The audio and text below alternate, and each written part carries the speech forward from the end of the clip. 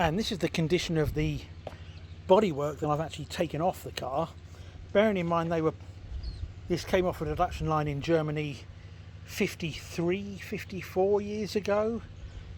Considering where we are and where it's been, it's not bad. It's had a bit of a bash on both rear wings for a start. It's not bad. This can be cleaned for a start. I can see some rust there where the screws for the rear lights have gone. A wire brush will help with these. Oh, we got a visitor. Hello, you. So that's where we are with these.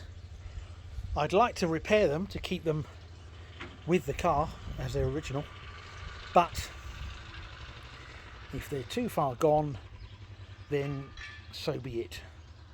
There we are.